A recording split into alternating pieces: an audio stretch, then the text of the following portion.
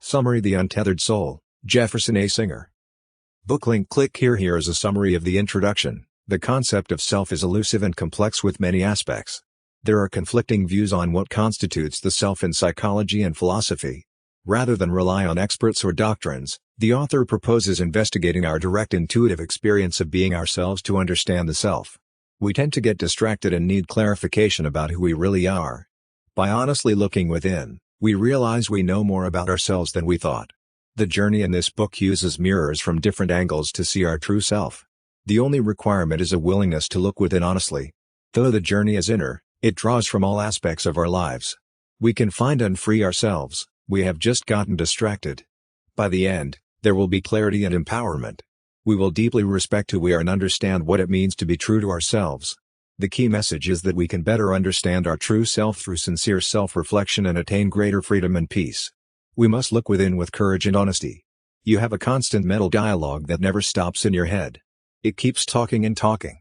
This voice inside your head decides what to say and when to say it, though much of what it says is unimportant or untrue.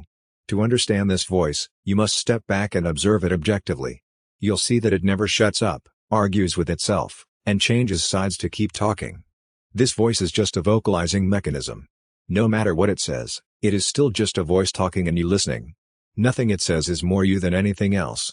You are the one who hears the voice. Much of what this voice says is meaningless. Most of life will unfold outside of this voice's control. Your thoughts have little impact on the outside world. This voice talks for two main reasons: to release built-up mental energy. For example, when you're angry or anxious, talking releases this energy. To narrate the world around you, which makes you feel more in control and comfortable, even though you can already see the world directly. Verbalizing experiences bring them into your mind and thoughts. The key to growth is realizing you are not this voice in your head, you are the one who hears it. Your thoughts do not define who you are. Your own mind and mental manipulations shape your inner experiences. You create thoughts in your mind freely and project them onto your perceptions of the outside world. This buffers you from facing reality as it truly is. You narrate your experiences with an inner voice to feel more in control, even though that does not change what is really happening. Not telling your experiences can make you feel uncomfortable by exposing you to uncertainty. Growth involves transcending the parts of you that need protection and control. Becoming aware of the voice in your head as a separate piece of you is critical. Your inner disturbances and problems actually come from a part of you that perceives situations as problems. The solution is to become the witnessing awareness that can observe this part of you. Trying to solve outer problems will not address this underlying issue. You have an inner roommate, the voice in your head that constantly comments on your experiences and messes with your intentions to be silent and aware. Recognizing this voice as separate from your true self is essential. Your true self is the knowledgeable witness that notices this inner voice. A key message is that achieving inner freedom and growth requires recognizing the difference between your true self, the witnessing awareness, and the noisy mental chatter accompanying your experiences. Becoming aware of this mental chatter as separate from you prevents you from getting caught up in its judgments and problems. Your true self remains still and familiar underneath this inner noise. Growth comes from abiding as this knowledgeable witness rather than getting lost in your mental manipulations. The inner voice in your mind, referred to here as your inner roommate, never stops talking and causes constant disruption and trouble. It can ruin any experience at any moment. To begin to free yourself from the control of this inner voice, you first have to observe it and become aware of how frequently and irrationally it speaks. Spend a day noticing everything it says in various situations. You will likely be shocked by how much it talks and how little peace you have. A helpful experiment is to imagine that your inner voice belongs to someone outside of you who is constantly speaking. Envision what it would be like to have to spend the day with such a neurotic, chattering person following you around. You would not want to be friends with such a person. Yet you listen to and trust the advice of your inner voice. Your inner voice needs to be corrected in its judgments and assessments of situations. But you rarely hold it accountable or stop trusting its advice. If an actual advisor gave you direction as wrong as your inner voice does, you would fire them. But you never fire your inner voice. Once you have observed your inner voice and understood the trouble it causes, you can then begin practices like yoga, meditation, and mindfulness to help free yourself from its control and constant disruption. But these practices will only help once you sincerely want to quiet your inner voice. You are not alone in struggling with an uncontrolled inner voice. Many spiritual teachings and techniques have been developed to help people in your situation. But first, you must realize the problem, only then can the solutions help. The key message is that observing and understanding your inner voice's irrational and disruptive workings is the first step to freeing yourself from its control. With awareness comes the motivation and ability to utilize helpful practices. But without an understanding of the problem, no solution can work. Yoga is about gaining knowledge to free yourself, not just exercising your body. To attain freedom, you must commit to understanding your predicament and doing the inner work required. You have to reclaim control of your life from your habitual mind. An essential practice is repeatedly asking yourself, "Who am I?" to understand your true self. You are not your name, relationships, experiences, body, or thoughts. You are the conscious awareness that observes all of these things. You can eliminate the outside world as what you are by seeing that you are the subject observing objects. You would still be aware even if all outer things disappeared. You are also not your emotions or thoughts, as these come and go, but your awareness remains. You observe your thoughts and can even get rid of them. Your existence does not depend on thinking. Having explored what you are not, you have to keep inquiring within to find your true self. It is the continuous conscious awareness that experiences life. Freedom comes from steadfastly abiding in your true self instead of identifying with your mind and its wavering habits. Your will is more vital than your mind's tendencies. There are spiritual practices to help free yourself from your mind, but you must first understand your predicament and be committed to inner work.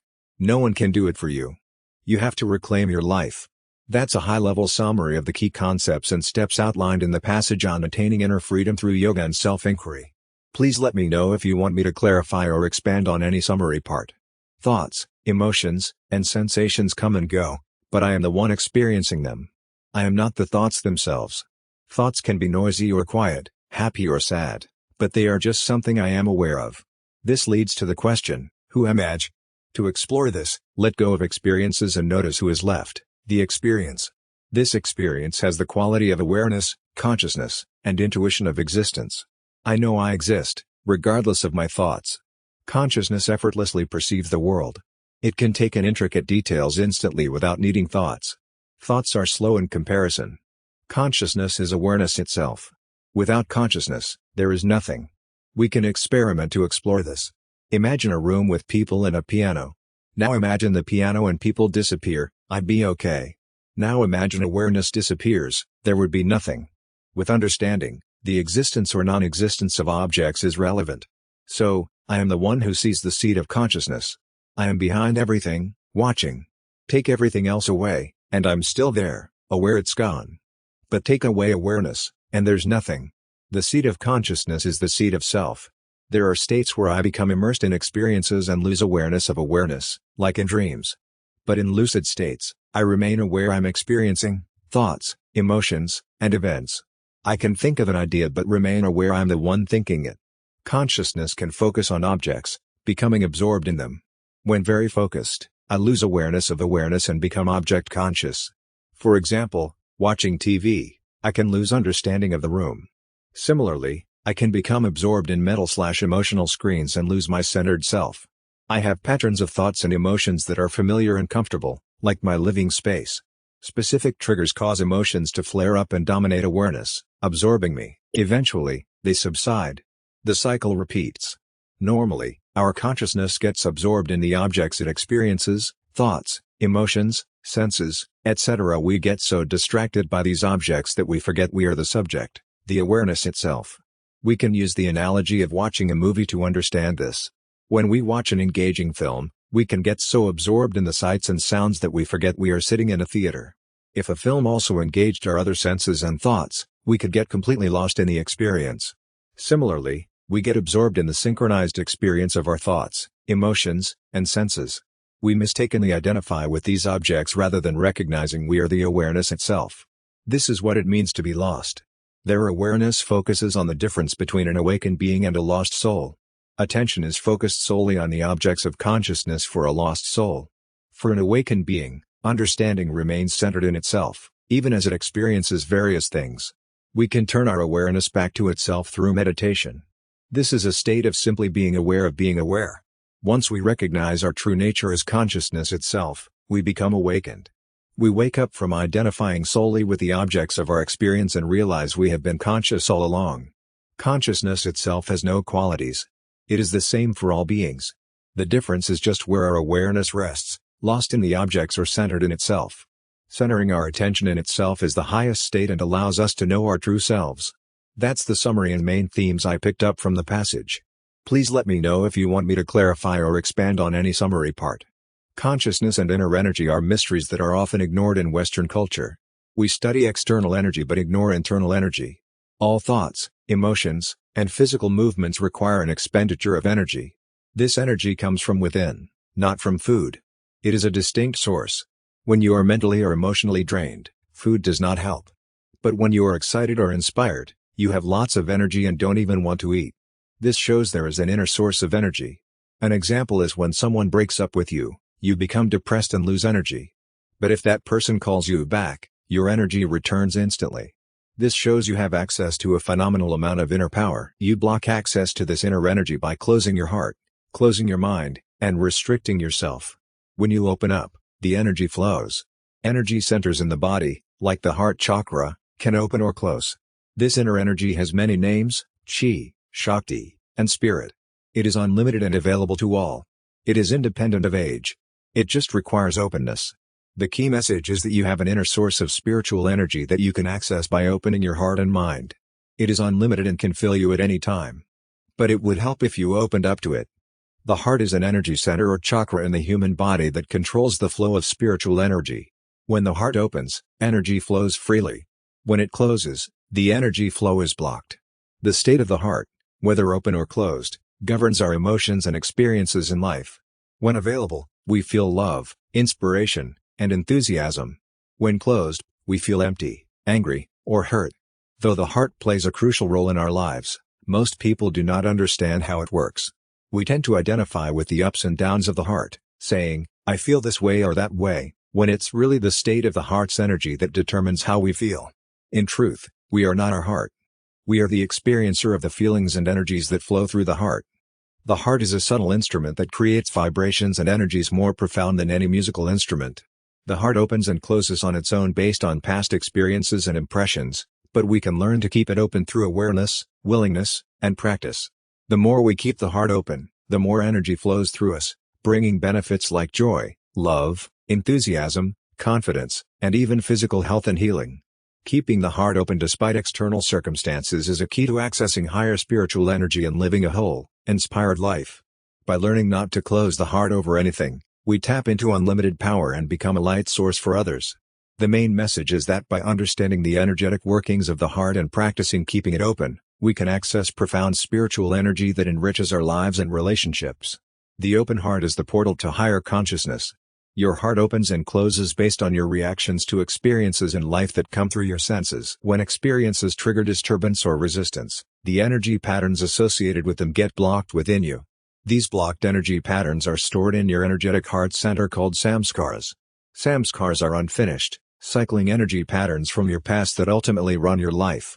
To hold these energy patterns in place, your mind constantly thinks about them, and your emotions are highly activated. If you cannot release them through mind or emotion, the energy patterns are packed into deep storage in your heart. Like energy waves, these patterns must keep moving but circle themselves when blocked, creating a stable unit of cycling energy. This is how most people process unresolved issues, through packed and cycling energy units. The light blue Mustang example shows how a blocked experience can change your entire life experience by competing for your attention until processed. Life must now work around these packed energy cycles, and you will constantly struggle and need help to avoid either or try to process them. Our heart gets blocked over time due to experiences we cannot fully experience and let go of. These experiences get stored as impressions, samskaras, in our hearts. These samskaras can get stimulated years later by similar experiences, releasing the stored energy and emotions. This causes our hearts to open and close frequently. We cling to positive experiences and push away negative ones, blocking energy's free flow through our hearts. The alternative is to experience each moment and let it pass through us entirely. By allowing stored samskaras to arise and pass through our hearts, we can purge and open them. This leads to an open heart that lives in love, inspiration, and openness. Freeing our heart's energy flow leads to spiritual growth and awakening. Our inner experiences arise from an underlying energy field, just as the physical universe occurs from an underlying energy field. By transcending the tendency to close our hearts, we can strengthen the foundations of our spiritual growth and personal awakening. An open heart is the natural state of a healthy heart. The key ideas are that we must fully experience and let go of each moment to avoid blocking our heart, allow stored samskaras to pass through it to open it, and transcend the tendency to close. Our empathy is vital to spiritual growth.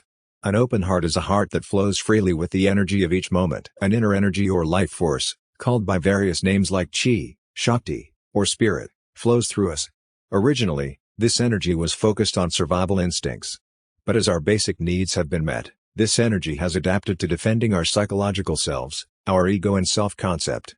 When we feel disturbed or insecure, we tend to close down our energy centers and put psychological barriers to protect ourselves. But this is unhealthy and prevents growth. To grow, we need to open ourselves up instead of closing down. We need to expose all parts of ourselves to our awareness. This means letting go of the tendency to protect our ego and sensitive spots. Freeing ourselves in this way leads to liberation and an ability to experience life without worries or defenses fully. We can let things be as they are without getting disturbed. Spiritual growth happens when we learn to watch the energies that arise in us with a detached awareness instead of getting caught up in them. We practice letting go of the pull to defend ourselves. The key is to notice when energies start to feel strange or imbalanced, and instead of feeding into them, we stop, we let go and fall behind the points instead of being drawn into them. We disengage from disturbing thoughts and remain calm and centered. In short, actual growth comes from releasing our tight grip on the ego, exposing all parts of ourselves to awareness, and learning to remain detached from the energies that arise within us. This allows us to become accessible, centered, and fully experience life. To be centered means your consciousness is not distracted or pulled by thoughts and emotions. Your attention remains steady. In contrast, if you are not centered, your attention follows whatever thoughts or feelings arise, causing you to feel scattered. Thoughts and emotions are objects of your consciousness. They arise and pass, but your consciousness, your true self, remains steady. If you identify with these passing thoughts and emotions, you lose your center and feel tossed around. But if you stay seated in your consciousness, you can observe them arise and pass without getting carried away. Your attention and focus give energy and power to whatever you pay attention to. So focusing on troubling thoughts and emotions charges them and makes them grow stronger. The cycle continues as they then demand more of your attention. To stop this cycle, remain centered and release your attention from your thoughts and emotions. Relax and fall behind the energy rather than going into it. Start with small things. Practice releasing your attention from minor annoyances and inconveniences. Make a game of relaxing into freedom rather than tightening into hassle. Your mind will protest but keep settling into space anyway. The more you practice, the easier it will become. No matter what happens in life, you can remain centered. Even in profound loss or pain, keep releasing rather than closing up. Let go of the energies rather than suppressing them. Stay seated in your center. In time, you can achieve deep peace and freedom. Ultimately, you want to release attachment to the lower self, the ego, and rest in pure consciousness, your true nature. This is achieved by constantly removing rather than identifying with the energies, emotions, and thoughts that arise. How we view change determines how we experience it. We can see change as exciting or frightening. Regardless of our view, change is inevitable. If we have a lot of fear, we won't like change and will try to control life to avoid feeling fear. Fear does not want to handle itself. We can either release our fear or hide from it. Most people hide from fear by trying to control life to feel safe. But this makes the world seem threatening. We define life based on our inner problems and fears. What disturbs us seems not okay. We worry, trying to control what might happen. This makes life a struggle. The solution is to stop fighting life and accept we can't control it. We must face the fear causing us to fight for life. Fear comes from blocked energy that weakens our hearts. Fear causes all problems and negative emotions. Without fear, nothing would bother us. Spiritual growth releases the blocks, causing anxiety. The alternative is avoiding fear by controlling life. We defend and protect ourselves to avoid feeling disturbed. We blame others for stimulating our fear instead of releasing it. Actual growth means releasing our stuff at any cost. Life provides opportunities to grow by stimulating our fears. We can open our hearts to this and release the pain, letting it pass through. This emptying process is spiritual growth. The critical law is to release our fear immediately when stimulated. Waiting makes it more challenging. We must stay aware and separate from the fear to remove it. If we get lost in the fear, it grows. When you react strongly to something, you can get lost in your emotions and thoughts. Your seat of centered awareness shifts to the disturbance, and you lose clarity and objectivity. This shift happens instantly due to the laws of attraction. Your consciousness goes to whatever is most distracting or distressing. Once you shift into the disturbed energy, your perception becomes distorted. Things look negative or ugly. But nothing has changed except your vantage point. The longer you stay in the disturbed energy, the harder it is to return to your seat of clarity. You can get trapped in negative cycles and make bad decisions. The key is to let go immediately when you feel yourself shifting into distress. Take a breath and relax your body and mind. Allow the energy to move up and be released. You worsen the situation if you express the disturbed energy outwardly by yelling at others or acting impulsively. You spread the negative energy and involve others in your stuff. Letting go allows blocked energy to be purified and released. It strengthens you rather than weakens you. Looking upward to your seat of clarity, rather than down at the disturbance, allows the ascent. No matter how far you fall, you can always get back up by letting go in that moment. Use the experience as a lesson, and turn your heart and mind upward. The journey involves constant transformation by releasing attachments to remain the same. Letting go of disturbances and blockages is critical to growth. The core message is about gaining awareness of when you lose your center, letting go of whatever is pulling you away from clarity, and turning your focus upward to allow release and purification. The more you practice non-attachment through letting go, the less often and deeply you will fall into disturbances. You can use all experiences, positive and negative, to strengthen your ability to remain centered. We typically try to solve our inner problems by protecting ourselves from them rather than addressing the root cause. This does not lead to fundamental transformation. Imagine you have a painful thorn in your arm that makes daily life difficult. You have two choices: protect yourself from the thorn by avoiding anything touching it or removing it. The first choice leads to a life devoted to preventing the problem, not solving it. The thorn still controls your life. The second choice, removing the thorn, solves the problem and sets you free. The same applies to inner disturbances like loneliness or insecurity. You can avoid situations that trigger feelings, but then you are limiting your life to protect the thorn. Or you can address the root cause of the senses to remove them. If you avoid removing the inner thorn, you constantly worry about avoiding it and pleasing others to escape the feelings. This creates tension and discomfort. The actual feelings are buried under the surface issues of avoiding them. Life becomes complicated as you and your relationships revolve around not triggering each other's sensitivities. You can look inward, see the root cause of your disturbances, and remove them. Then you can live freely, interacting with others because you want to, not because you need to. You can love for the sake of love, not to avoid loneliness or insecurity. Removing the inner thorn is the only way to transform yourself and be truly free. To free yourself, you must realize you are not the pain or distress you experience. You are the one noticing these feelings. Your awareness is separate from these experiences. You can free yourself by stopping your involvement with your inner troubles. The more you engage with them, the more you irritate them. You avoid situations that trigger them or push them back down. An example is feeling lonely while watching TV.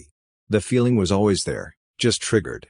You feel it in your heart, with uncomfortable sensations and thoughts of past hurts. Instead of distracting yourself, notice you noticed. You are the one aware of the feeling. Witness it, and it will pass. These inner disturbances are part of being human. Don't resist them. Explore them, and they will go. Stay centered, and you can appreciate even tricky experiences. Great art comes from depths of anguish. To be free, sit with yourself, not your melodramas. Feel the energy and strength of your inner being. Learn it's okay to feel disturbances, they can't disturb your true self. Stay there, and you'll experience an internal energy flow and bliss. You transcend. Decide you no longer want to suffer. Fear of pain weighs us down daily. We worry we need to be better or we'll fail. We fear pain, loss, and people turning on us. This is the suffering Buddha noted. We suffer minute to minute but don't see it, like fish in water. We only notice when it's extreme and affects our lives. Compare your relationship to your mind and body. Usually, you don't think of your body, but you constantly think of your psychological state. This inner talk is suffering. We think of ourselves because we're not okay inside and try to feel better. Your psyche is not well and fragile. Almost anything upsets it. And suffering by realizing your psyche is not well and doesn't have to be.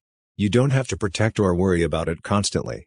Inner sensitivity shows a lack of well-being, like the body's pain. Your psyche communicates through the discomfort. Witness it, and find your freedom. Here's a summary. Fear, anxiety, insecurity, and jealousy arise from mistreating your psyche by giving it an impossible task. You told your mind to figure out how to please everyone, avoid anything unpleasant, and get everything you want. This has broken your psyche, resulting in constant fear and neurotic thoughts. People try to fix their psychological problems by changing external circumstances, but this doesn't work because the root problem is an inner sense of lack and inadequacy. External changes temporarily cover up the real issues. Real success means having a healthy psyche you never have to think about, just like a healthy body. You can live life freely without constant worries and demands from your mind. You can achieve freedom from your psyche's fears by stopping telling your mind its job is to fix your problems.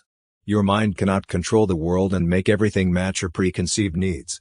Relieve your mind of this impossible task. Whenever your mind tells you what you must do to feel okay inside, don't listen.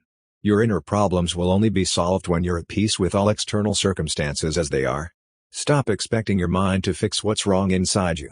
Your mind is innocent, you just gave it a lousy job. Finding true inner freedom is like quitting an addiction.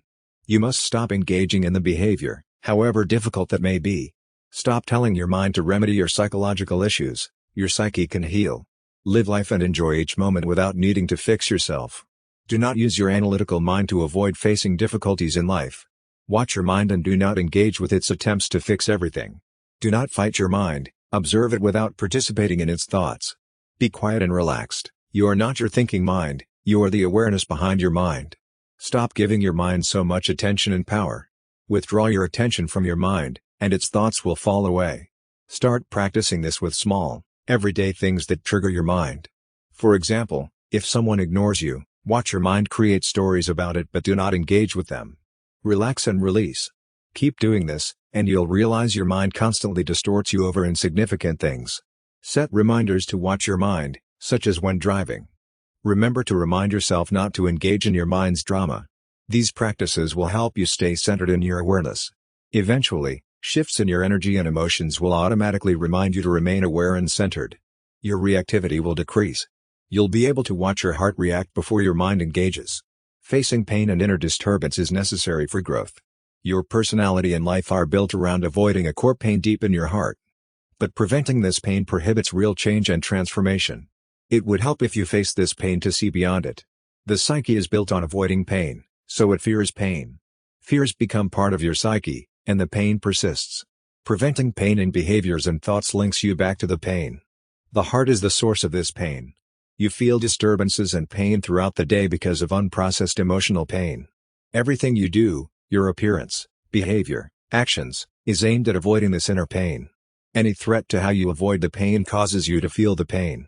The layers of sensitivities you have built up over time are all linked to this core pain. Simple everyday things can trigger reactions because of this link to inner despair. To gain perspective, realize you are just a speck in the immense universe. Petty is concerned about what others think is meaningless. Stop devoting your life to avoiding pain. You have two choices: continue struggling to avoid the pain, face it and work to eliminate it. Facing the pain is the only way to free yourself. Do not fear inner pain and disturbance. View them as temporary shifts in energy that will pass. Do not avoid life experiences out of fear of potential pain. Pain cannot touch you unless you engage with it. People instinctively pull back and close off when pain arises to protect themselves. But this builds more layers around the pain. You must remain open and let the pain flow through you. Do not resist it or meditate on it. If you close off to pain, your thoughts will build a structure to rationalize and justify your reaction. This structure then shapes your future studies and actions. You become trapped in a cycle of avoidance and reactivity. The only way out is to stop avoiding the pain, remain open, and let it pass through you without resistance. This is the path to freedom. To be free of suffering in the long run, you must release the initial pain instead of avoiding it. You must allow the pain to pass through you instead of resisting it. Resistance causes pain to accumulate inside you. Relaxing into the pain allows it to release and frees you. Closing around the pain traps it inside you. The pain inside separates you from joy, beauty, love, and peace. Releasing the pain allows you to access these. Accepting the pain and relaxing into it leads to freedom and spiritual growth. Avoiding pain leads to suffering. The pain will arise in life.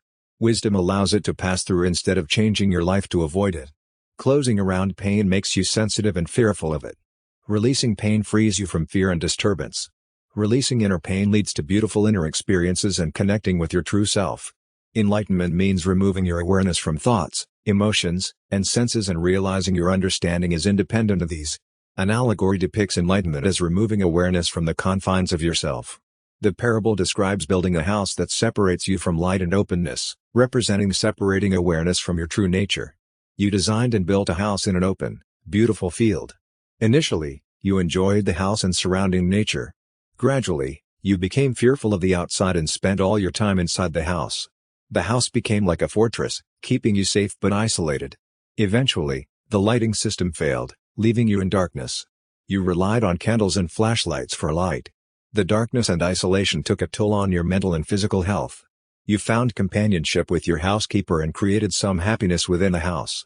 You came across a book describing the natural light outside, which you couldn't quite comprehend, having known only artificial light. The house is an analogy for the mind. Your thoughts and emotions seal you from the outside light, representing a deeper awareness. The walls of the house, made of your psyche, block access to that deeper awareness, keeping you trapped in darkness. Approaching the walls, or the barriers of your thoughts and emotions, feels frightening, like an abyss. But going through them is the only way to access the light. The darkness beyond the walls is just the walls themselves blocking the light. You must go past the walls to remove them. Life tries to break down the walls, but we continually defend them. We must stop supporting them to let the light in. The key message is that we become trapped in the limited awareness of our minds, cut off from a deeper, more accurate understanding. We must face the fears and barriers our thoughts and emotions create to break through them and access that more profound awareness and the freedom it brings. You have constructed an inner world of thoughts that you defend vigorously. These thoughts form the walls of the mental house you live in. You cling to thoughts about your identity and life events to give you a sense of security. When something challenges these thoughts, it shakes you and causes fear and turmoil. You then scramble to patch up the cracks in your mental walls with more ideas. You are trapped in this mental house, struggling to create light when you could step outside into the unlimited light beyond your borders. True freedom and enlightenment come from letting go of these mental walls and the limited sense of self they create. They exist just beyond the boundaries you have constructed. To experience them, you must go beyond your usual thinking by seeing through the limited thoughts that make up your mental house. You have broken up the infinite universe into discrete thought objects and arranged some of these objects into a mental model that lets you feel in control. You then need help to make the world fit this model, resisting anything that does not match it. To go beyond this, you must understand why you created the model. Seeing what happens when the model breaks down shows you the discomfort and fear of uncertainty that led you to construct it. You can also see why you do the things you do by not doing them and observing the resulting urges and discomfort. These reveal the layers of reasons and causes behind your actions and attachments. By sitting with these discomforts instead of immediately acting to alleviate them, you can go beyond the limits of your usual patterns. Ultimately, going beyond means continually transcending the boundaries and limitations you place on things with your mind. It means not stopping at any fixed idea or model but opening to the infinite. The more you go beyond, the more unlimited you become. Your mind constantly worries about staying within your comfort zone. It tells you to fix situations that make you uncomfortable and get back to feeling safe. You can devote your life to staying within your comfort zone or freeing yourself from its limits. Staying within it is like living in a cage. Going beyond your comfort zone means facing the unknown, which most people are afraid to do. They prefer the familiarity and safety of their cage. The limits of your comfort zone are like the bars of a cage. You know you've reached the edge when you start to feel uncomfortable. Most people pull back when they get the edge. To go beyond, you have to be willing to face discomfort. If you can learn to relax into the pain, you will eventually get through the edges of your cage. Going beyond your edges is an infinite spiritual journey. It means constantly pushing through your limits and being willing to handle discomfort. Eventually, you will realize that discomfort can't hurt you. You have to be willing to stand at the edge and keep going. If you go beyond your edges, you can achieve an expanded comfort zone and peace of mind. Nothing will be able to bother you, and you will handle difficulties with ease. The inner self is constantly changing, which makes it hard to understand or control. This struggle to hold yourself together causes suffering. Managing your complex inner experience is itself a source of suffering. To end suffering, you must let go of the false idea of a solid, consistent self. You must accept the constantly changing nature of your inner experience. In summary, going beyond your comfort zone and letting go of the illusion of a solid self are paths to inner freedom and an end to suffering. You can achieve an expanded and peaceful state of being by facing discomfort, accepting change, and releasing control. Holding on to thoughts, emotions, and the sense of self requires effort and causes suffering. These internal experiences are fleeting and impermanent like clouds, but we cling to them for stability. An aspect of our being, consciousness or awareness, observes these internal experiences. This awareness is our true self, not the thoughts, emotions, and self-concepts that pass through. Our sense of self is determined by where we focus our consciousness. We tend to focus on things that stand out or catch our attention. By focusing on specific thoughts, they slow down and become fixed. This fixing and clinging to selective beliefs create our self-concept and psyche. We cling to these self-concepts for orientation, security, and stability in the impermanence of life. But the self we build is not our true self. Our true self is the awareness that made the self-concept. We present these self-concepts to others as a kind of facade for interacting in the world. But we rarely allow others to see our true self, the awareness behind the facade. Society and culture also shape which thoughts and self-concepts we cling to based on what is socially acceptable and rewarded. But again, these are not our true selves. In summary, clinging to impermanent thoughts and building a self-concept causes suffering. Our true self is the consciousness or awareness observing this process. We must look beyond our beliefs and self-concepts to discover our true nature. Our society conditions us from an early age by rewarding us when we behave in expected ways and punishing us when we don't. This is a way of influencing our beliefs, thoughts, and emotions to align with social expectations. We care so much about meeting these expectations because we cling to a self-concept defined by what others think of us. If we let go of this self-concept, our thoughts and emotions become unanchored, which can be scary. But if we face this fear, we can find an inner peace. Life is a series of unfolding moments. We tend to grab onto certain impressions from these moments to build a sense of solidity and control, but this is an illusion. True inner freedom comes from releasing our grasp on these impressions and allowing life to unfold without struggle. Our tendency to protect ourselves by controlling our reality experience leads to constant inner turmoil. We defend our conceptual model of self at all costs, even though it is built on unstable ground. Spiritual living means releasing our grip on events and not allowing them to define us or disturb our peace. Things that disturb our conceptual model of self are helping to break it apart and free us. We must become comfortable with this psychological disturbance and watch it unfold without clinging to a desire to control it. Although letting go of our conceptual model will be painful, it is the only way to inner freedom and an authentic life experience. We must face the pain we originally built the model to avoid. The self that watches the mind and emotions unravel is the way out of imprisonment in our psyches. In summary, authentic spiritual living comes from releasing our grasp on the tendency to define ourselves based on external factors, facing the fear and discomfort that arise from relinquishing control, and finding inner peace in simply witnessing life unfold. We must stop clinging to a conceptual sense of self built on instability to experience freedom. The highest spiritual path is life itself. Your only choice is whether or not you want to be happy. Most people think happiness is not under their control and depends on external factors. But true happiness comes from within and is unconditional. To walk the highest spiritual path, you must be unconditionally happy for the rest of your life, regardless of what happens. Say yes to happiness without any qualifications. When you make this choice, your spiritual growth accelerates as life challenges your commitment to happiness. Change comes from sticking to your vow, even when things get complicated. Events themselves are neutral. You determine your happiness or unhappiness by your reaction to events. Your purpose in life is to enjoy and learn from all your experiences. Choosing unconditional happiness leads to transcendence as you let go of the parts of yourself that create reasons not to be happy. As you transcend the personal, you awaken to higher aspects of your being. Ultimately, enjoying life's experiences is the only rational choice. You're here briefly, so you'll be happy. Unhappiness serves no purpose and gains you nothing. Happiness comes from within, not from externals. You can be happy for no reason, just because you're alive and able to experience the wonder of life. Life will always present challenges and difficulties. You can choose to be bothered by them or learn to enjoy life despite them. Being unconditionally happy is a spiritual path that teaches you about yourself and life. It would help if you fully committed to it. Staying happy requires keeping your heart open. Question why you feel the urge to close it. There is no benefit to closing your heart. Use affirmations and meditation to help you stay centered and open. Letting go of the desire to close your heart brings peace and joy. Unconditional happiness solves life's problems and accelerates spiritual growth. It leads to ecstasy and the transcendence of the ego. God prefers to be around those who are joyful. Choosing to be happy leads to a union with God. Resistance creates problems and stress. Life is an eternal, ever-changing flow of events. Resisting this flow builds tension. The will or sense of self can resist life's events. Using willpower to accept life as it leads to peace. The key messages are, choose to be unconditionally happy. Keep your heart open through non-resistance. Let go of ego and accept the flow of life. This path leads to spiritual growth, inner peace, and God. The mental, emotional, and caloric realms create a force called will that we use to make things happen or not happen. We have the power to affect things. We often assert our will in opposition to the flow of life by resisting things we don't like, even though the events have already happened. This resistance does not change reality but blocks our energy flow, stresses us out, and wears us out. We resist events that have already happened or haven't happened yet.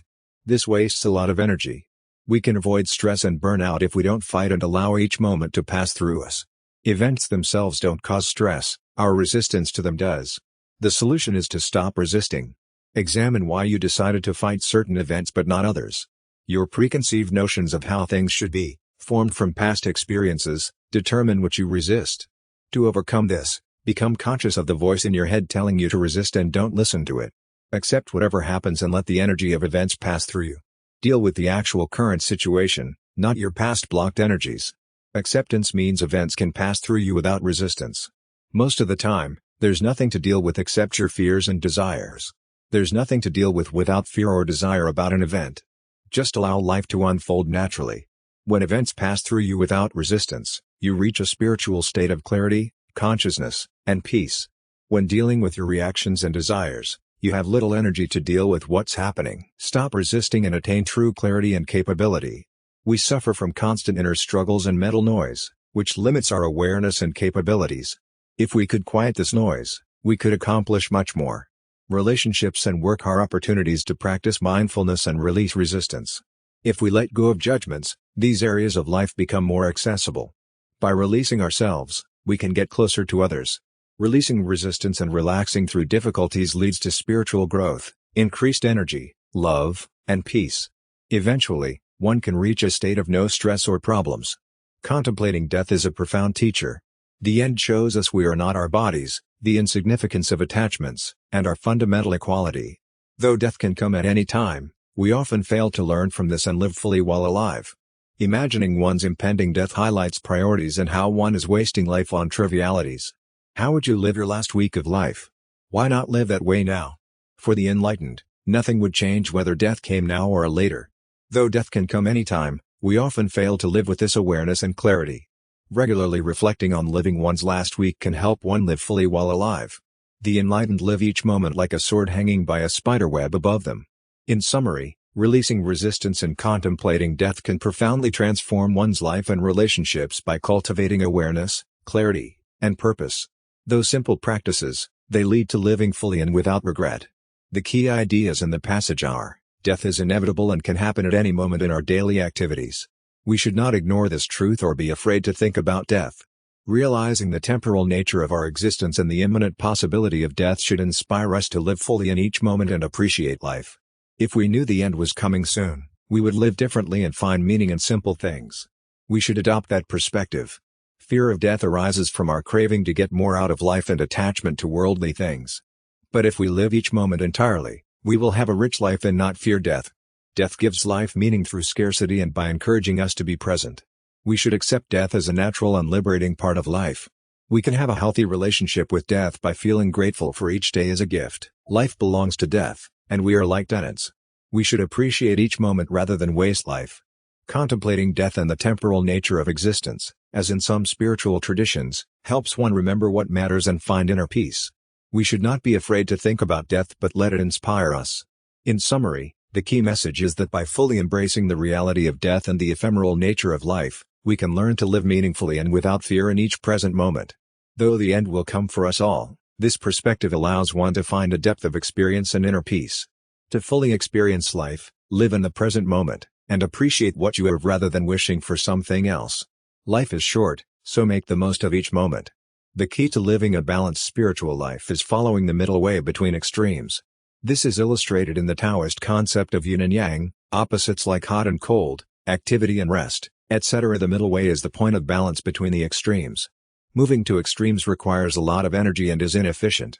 The farther you go to one extreme, the more power is needed to swing back to the other side. This wastes energy that could be used for productive purposes. Balance, on the other hand, allows you to conserve and focus your energy. Examples of extremes include overeating versus not eating enough, being overly close versus overly distant in relationships, and constantly smoking versus struggling intensely to quit smoking. The middle way leads to moderation and sustainability. To find the middle way, examine the extremes to see their effects and inefficiencies. Then look for the point of balance between them where energy can be conserved rather than wasted on swinging from one side to the other. The middle way is the path of highest efficiency and productivity. Balance and the middle way lead to forward movement and progress in life. Extremes lead to getting stuck and wasting energy. Follow the middle path to tap into the power of balance and efficiency. In summary, a balanced and moderate approach to life that avoids extremes leads to the most efficient, meaningful, and purposeful existence. Find the middle way in all areas of life. The key to finding balance and centering yourself is to avoid participating in extremes. Allow the pendulum of your thoughts and emotions to rest in the center naturally. As you do this, you will gain access to energy that was previously being wasted on the extremes. This centered state of being is the Tao. It is empty yet powerful, like the eye of a hurricane. Although the swirl of life happens around you, the center remains unmoved. By staying centered, you remain present and clear-headed. Events unfold in slow motion, and you can respond appropriately without confusion. To experience the Tao is like sailing. You must find the sweet spot where the sail is full but balanced. As conditions change, you adjust to stay in balance. You will tip over if you cling too tightly to any concept or preference. But if you remain open and willing to change, you can harmonize with the forces around you. The Tao is this dynamic equilibrium. The Tao is like walking blind, using your senses to feel the edges so you can stay centered. Avoid the extremes, find the balance in the middle, and you will live in harmony. All great teachings point to this centered way of living. Though we have many concepts of God, we can directly experience the divine within. By identifying with your higher self rather than yourself, you begin to transform in a way that reveals the nature of the Spirit. Just as you know anger or fear from direct experience, you can know God through the mirror of your transformed being. This spiritual growth is an upward drifting away from lower vibrations into higher vibrations. You feel more spacious and less reactive inside. Things that used to disturb you no longer reach you. Although life happens as before, you are less touched by it. This drifting upward leads to an experience of being drawn further within, to your deepest self. As you identify less with the physical and psychological aspects of your being, you begin to identify more with spirit. You begin to feel love, openness, and beauty for no reason. This is your natural state of being. The personal self cannot reach spirit. You must release the individual self. As you do, you drift into spirit and feel higher states of love and light. This progresses continuously. By releasing the lower aspects of your being, spirit becomes your state. You experience the vibrations described by saints and sages. You know spirit through your own experience and the teachings of those before you. When you drift back far enough in consciousness, you merge into the oneness, like a drop of water merging into the ocean. The individual consciousness merges into universal consciousness. This is enlightenment or oneness with God. Those in this state speak of oneness and no longer see differentiation. They see themselves as a ray of light emanating from and merging back into the sun. Walking this path to God brings transformations. You feel tremendous love for all of creation. Judging stops and is replaced by appreciation, honor, and respect. You see the beauty in diversity. This gives you a glimpse of God. You can only know God through direct experience, not reading books. As you meditate and release your lower self, you drift into spirit, and the qualities of God unfold in you. Each step reveals more of the divine. Those merged in the divine know of an omniscient, omnipresent, omnipotent force. They see no judging, only more beauty. They feel infinite love, compassion, and understanding for all of creation. If God is love, God does not judge creation but only sees its beauty. True love sees nothing but beauty in the beloved. If God looks at us with infinite love, we mistakenly believe God judges us.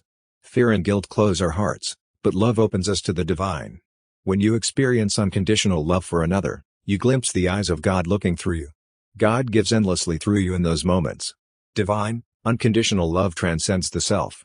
It comes from something more significant and is selfless. Spiritual masters and religious figures like Jesus taught about this transcendent love. Jesus emphasized compassion, forgiveness, and loving without judgment. God's love is like the sun, it shines on all people equally, regardless of their actions or beliefs. We can turn away from God's love, but it is always there for us when we accept it. As we become more spiritual, we gain a perspective of ecstatic love and joy.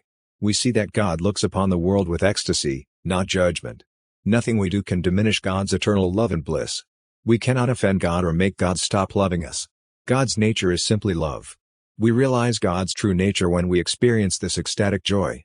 We feel only love, not shame or judgment. We see that God is our refuge. We come to understand God as love itself. And love can only love. So, in summary, the key message is that God's essence is unconditional love, joy, and ecstasy. As we grow spiritually, we gain a new perspective that allows us to experience this divine love and see the world as God does, with compassion and without judgment. We come to know God as love itself and realize this love is always there for us. Book link click here.